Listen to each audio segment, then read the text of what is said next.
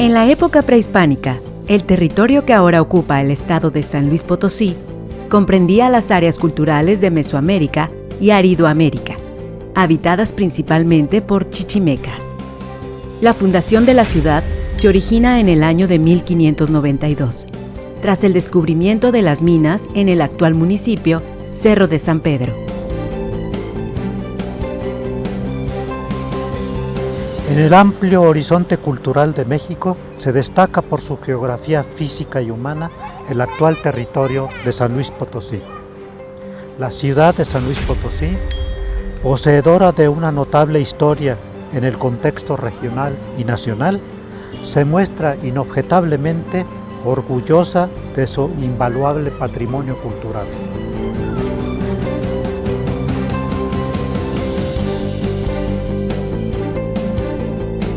Los bienes artísticos que celosamente se custodian en los diferentes espacios arquitectónicos de las instituciones culturales de la ciudad han alcanzado, muchos de ellos, una gran proyección nacional e internacional.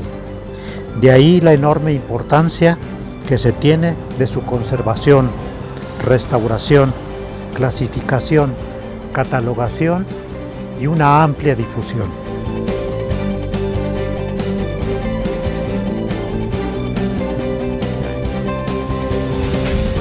En el centro histórico de San Luis Potosí vemos un sinfín de espléndidos edificios de la época colonial.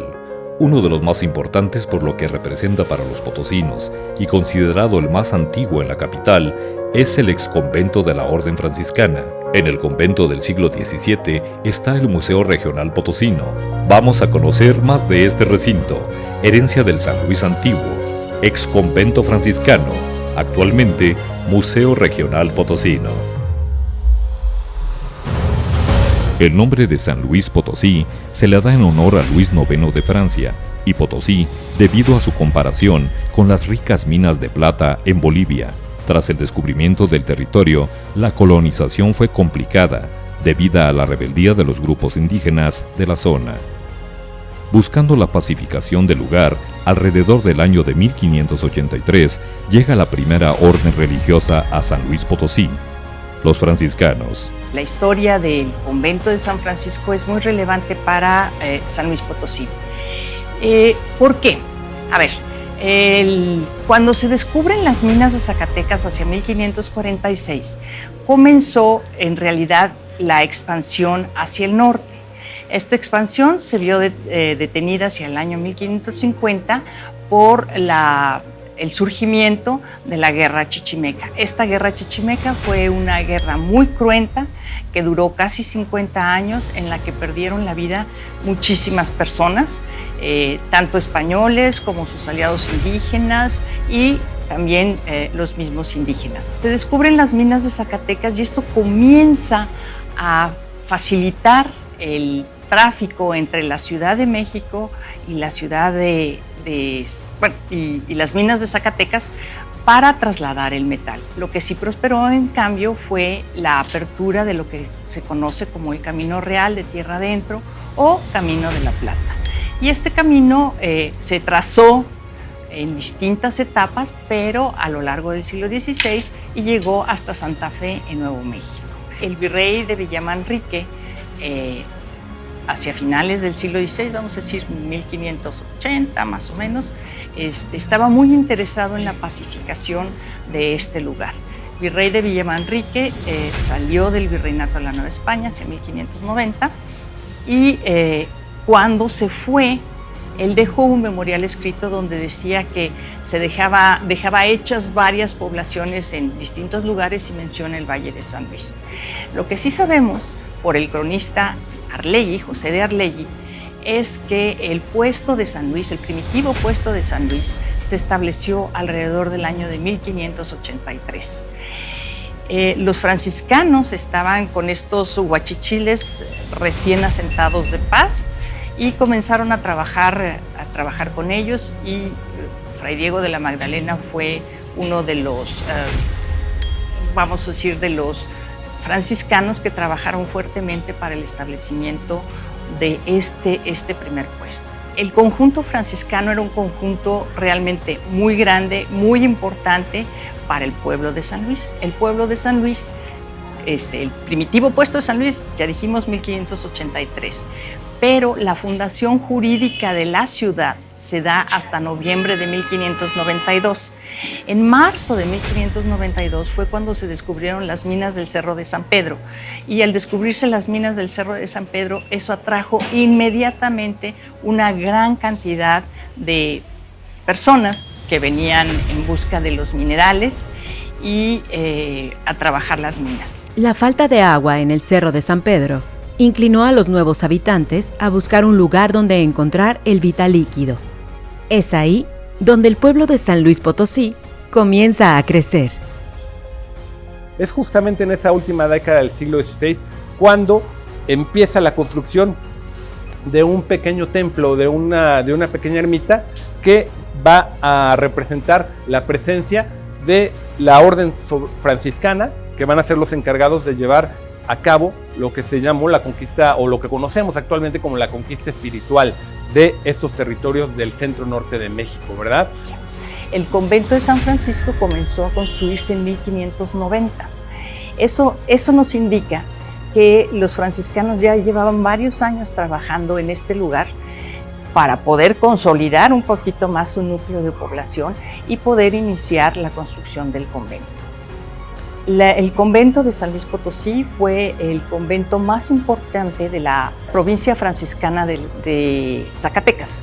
Esta provincia fue una provincia muy extensa y comenzó en el siglo XVI y desde entonces permaneció como una provincia sumamente importante, facilitando los asentamientos humanos y la evangelización de los indígenas.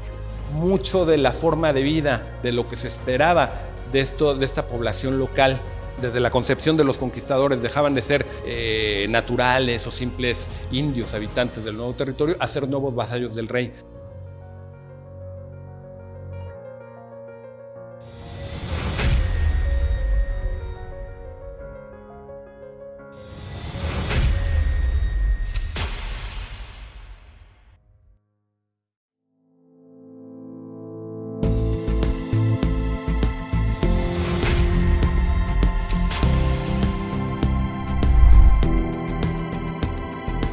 Lograda la pacificación en el territorio potosino, el convento de los frailes franciscanos se convirtió por más de 2 siglos en el convento más importante de todo el norte de la Nueva España. El convento de San Francisco, como dije, empezó a construirse hacia el año de 1590. Un siglo después, más o menos alrededor de 1676, más o menos, comenzó a reedificarse el convento, a modificarse el convento. No solamente era la casa conventual, tenía además el templo de San Francisco, el templo de Tercera Orden y el templo de lo que hoy conocemos con el nombre de Sagrado Corazón, pero que en realidad fue un templo dedicado a Nuestra Señora de los Remedios y que fue una propuesta personal de Fray José de Arlegui, el cronista. En realidad el convento fue cada vez siendo más ampliado, cada vez siendo más hermoseado, y hubo muchos artistas involucrados en la fabricación del convento, de su fachada, de sus altares barrocos, y por supuesto, obviamente hubo aquí una cantidad muy importante de pinturas hechas por los principales pintores de la Nueva España, en especial destaca Antonio de Torres. Y también se encuentran aquí cuadros de Correa y también se encuentran cuadros de Miguel Cabrera. Y esto que están viendo de fondo es la capilla dedicada a San Antonio. Esta parte propiamente del conjunto franciscano es una parte que empieza ya a correr, cuya historia empieza a correr a lo largo del siglo XVII y el siglo XVIII. 200 años a través de los cuales se fueron construyendo las diferentes partes del templo.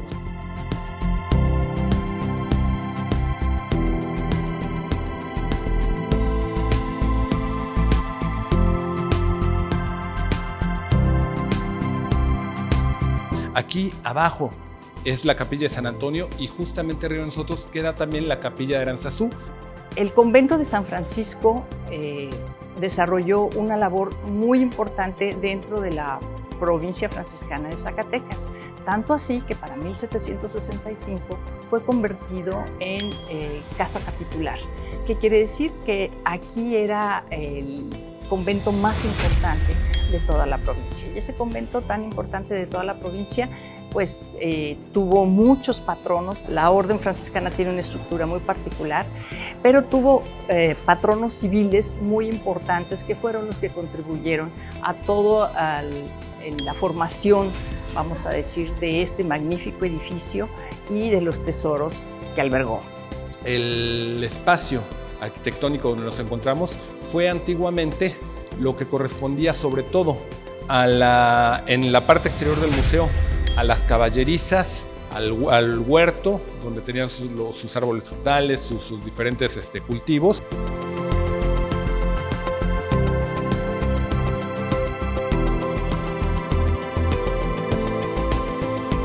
Pero hay un detalle en la Plaza de Aranzazú que realmente vale la pena visitar la Plaza de Aranzazú nada más por eso, y es el ventanal de la Capilla de Aranzazú. Es una ventana barroca, hermosísima, que en realidad es una joya en sí misma.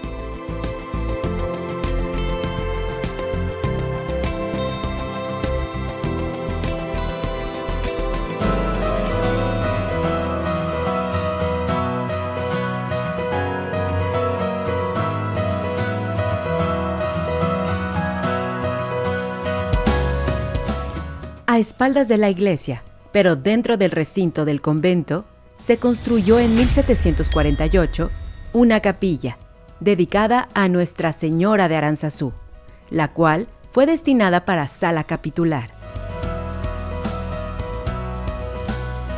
La famosísima Capilla de Aranzazú, que es una de las pocas capillas novohispanas que se encuentran en un segundo piso y es de un barroco realmente excepcional.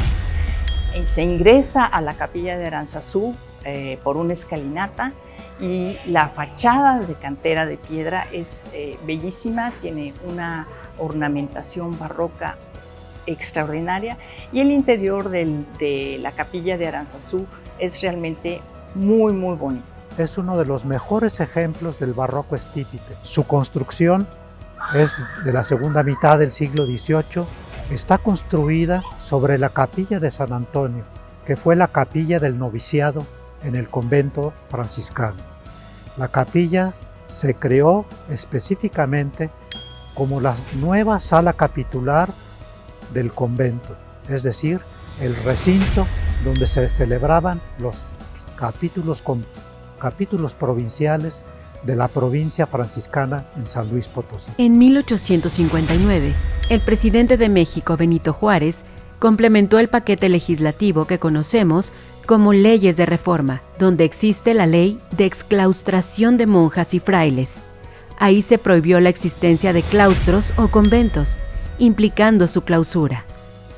Que tiene que ver también con este contexto y con los acontecimientos que sucedieron a lo largo del siglo XIX, es que la fisonomía del conjunto franciscano y de esta parte en particular del antiguo convento se transformó radicalmente. Ya decíamos que fue un momento donde los bienes de la iglesia pasaron a manos del Estado y donde muchos de estos espacios fueron utilizados con fines diversos. Algunos fueron vendidos a particulares. Los conventos de las órdenes religiosas fueron expropiados y cruelmente mutilados. Cuando le toca al convento de San Francisco este proceso, se proyectó una calle, la actual calle de Galeana, anteriormente calle de la Tercera Orden, y se enumeraron todos los predios para ponerlos a la venta. Así, poco a poco se fue creando una nueva arquitectura, una nueva adaptación de los espacios arquitectónicos. Señora Los Remedios y Tercera Orden quedaron del otro lado de la calle de Galeana y también pues una buena parte del convento franciscano fue mutilado y quedó también de aquel lado.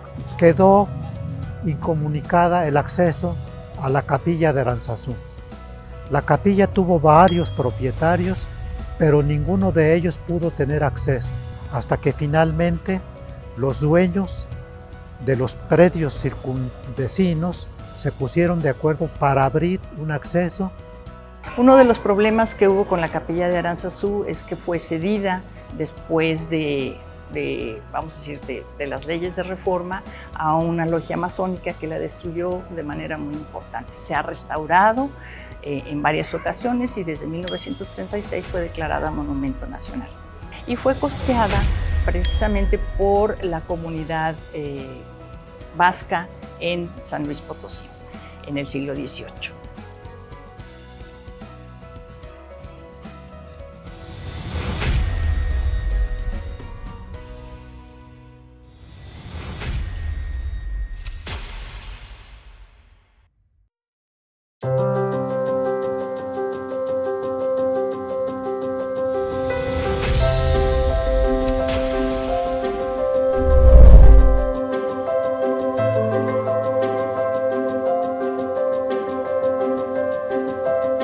Con más de 400 años de su construcción, el exconvento de los frailes franciscanos guarda grandes historias en sus muros, siendo uno de los recintos más antiguos en la ciudad de San Luis Potosí. Ya aparecer algunos acontecimientos que van, digamos, a dar el camino para que este recinto, que ya tenía tanta historia detrás, que ya albergaba tantas situaciones, pues pueda convertirse a la postre también en un museo. Es muy importante eso, ¿no? Y es un periodo que de pronto se nos escapa mucho. Toda esa parte del siglo XIX, cuando este convento y este conjunto pasó de manos de la Iglesia al Estado, pues muchos de estos espacios fueron utilizados con fines muy diversos. El Museo Regional Potosino es una de las primeras instituciones de la cultura en San Luis Potosí. Fue inaugurado el 20 de noviembre de 1952. El museo se encuentra albergado en parte de lo que fue el convento franciscano de San Luis Potosí. El Museo Regional Potosino y su devenir histórico está conectado con las etapas más importantes de la propia historia de México, ¿no? Con la etapa de la conquista y la colonia, con la etapa del siglo XIX y desde luego también con el México contemporáneo, pero yo creo que eso es lo fascinante a veces de este tipo de conjuntos antiguos, que no nos narran la historia de un solo grupo, de una sola persona o de un conjunto de personajes, nos narran muchas historias, muchas voces, muchas perspectivas, y dentro de esa riqueza narrativa, dentro de esa riqueza vivencial, es justamente donde se le da sentido y donde podemos entender de dónde viene el valor de un espacio como este. El recinto pasa a manos del Instituto Nacional de Antropología e Historia y el 20 de noviembre de 1952 fue inaugurado como Museo Regional Potosino. Pero durante esta primera mitad del siglo XX, yo creo que eso es lo importante, ya se tenía la idea y la intención de poder convertir este espacio en un espacio museológico, en un espacio donde se conservara, se preservara y se exhibiera al público la importancia histórica y cultural de los objetos del edificio mismo y bueno, poder sobre todo eso, transformar este espacio de un espacio exclusivamente religioso, dedicado a la fe y al culto, en un espacio de conocimiento, en un espacio de cultura, en un espacio de interacción. Va a ser a la postre hasta el año de 1947, cuando por decreto presidencial se va a otorgar al Instituto Nacional de Antropología e Historia la Capilla de Aranzazú y los anexos del Convento de San Francisco para fundar aquí el Museo Regional Potosino.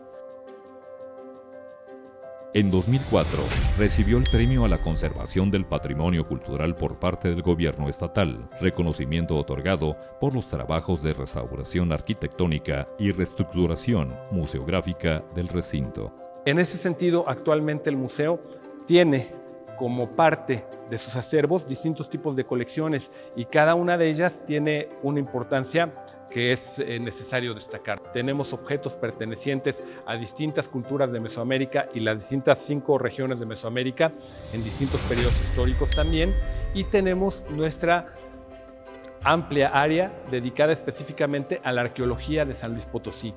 Uno de los elementos también importantes, trascendentes del periodo colonial que actualmente custodia el Museo Regional Potosino tiene que ver con nuestra colección de la Pinacoteca, una serie de obras de la pintura del siglo XVIII creadas por pintores muy importantes de la época. Entre ellos podemos contar algunos como Antonio de Torres, como Margarito Vela el Berrieco, Fray Alonso de Herrera, Pedro López Calderón, Miguel Cabrera, y bueno, muchas de esas obras las podemos ver aquí al interior de la propia Capilla de Aranzazú. El edificio conserva una de las mejores colecciones de arte prehispánico. Una buena cantidad de sus piezas procede de las culturas mesoamericanas, de los distintos pueblos que conformaron Aridoamérica. La otra parte de piezas prehispánicas se centra en la cultura huasteca, pero la capilla conserva también una buena cantidad de piezas de arte novohispano. Entre sus bienes se destaca sobre todo parte de sus pinturas novohispanas.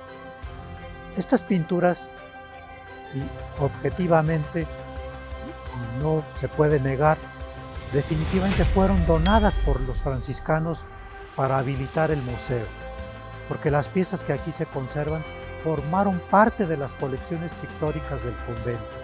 Paso ahora a señalar otras obras de gran importancia, pero ya pintura del siglo XVIII. De las colecciones también pictóricas del convento de San Francisco, existen 2 cuadros de la autoría de Antonio de Torres que muestran 2 pasajes de las estaciones del Vía Crucis. Este Vía Crucis pintado por Antonio de Torres no se tiene conocimiento hasta la fecha que lo haya terminado, porque de esta serie del Vía Crucis quedan 2 cuadros, como lo acabo de anotar, aquí en el Museo Regional.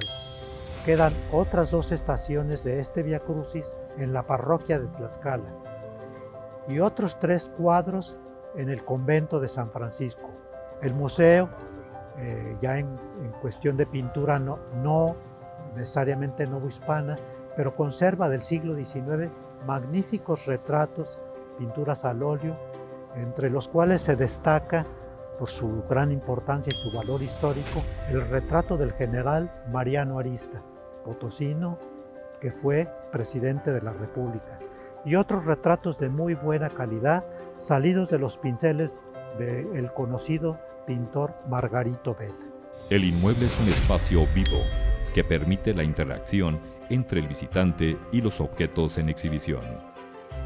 En 2022, en este año, el museo cumple 70 años de historia, 70 años de trayectoria en favor de la historia, del patrimonio y de la cultura de San Luis Potosí.